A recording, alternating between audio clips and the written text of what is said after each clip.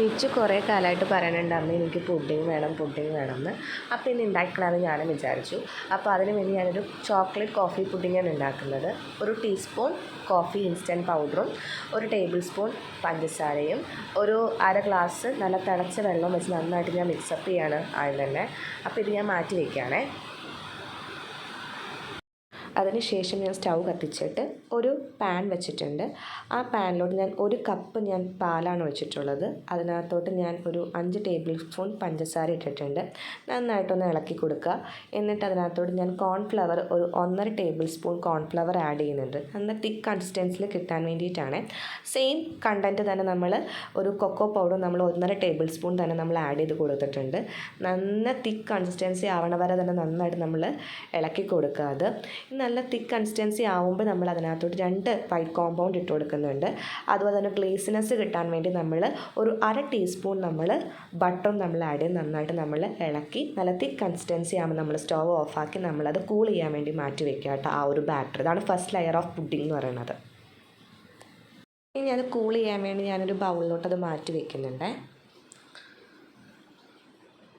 Second layer coating fill ചെയ്യാൻ വേണ്ടി ഒരു 3/4 കപ്പ് പാലും പിന്നെ നമ്മൾ പഞ്ചസാര യൂസ് ചെയ്യുന്നില്ല.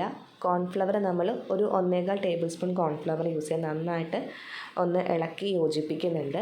അതിനകത്തോട്ട് നമ്മൾ മിൽക്ക് മെയ്ഡ് ഒരു 1/4 കപ്പ് അടുത്താണ് മിൽക്ക് മെയ്ഡ് ഞാൻ യൂസ് ചെയ്തിട്ടുള്ളത്.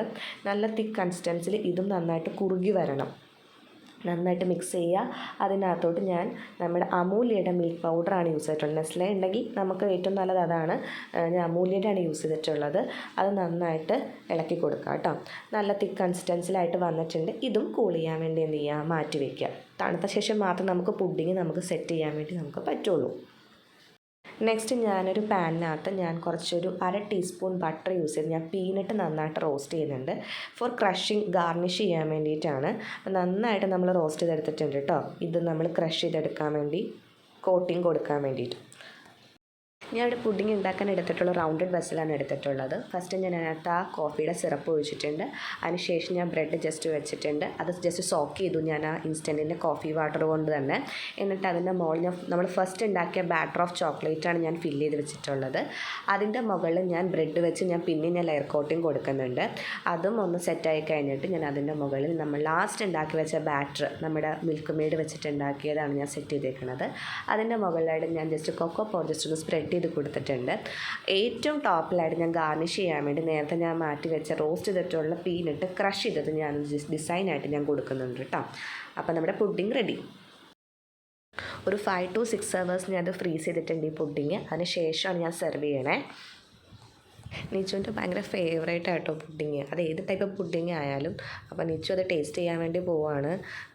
നിച്ചു ഫസ്റ്റ് ജസ്റ്റ് ഒന്ന് ടേസ്റ്റൊക്കെ ചെയ്ത് നോക്കിയിട്ട് അവൾക്ക് ഇഷ്ടമാണെങ്കിൽ മാത്രമേ അവളത് നന്നായിട്ട് അവൾ കഴിക്കാൻ തോന്നുന്നത്. ഏത് ഫുഡായാലും അങ്ങനെ തന്നെയാണ് കേട്ടോ.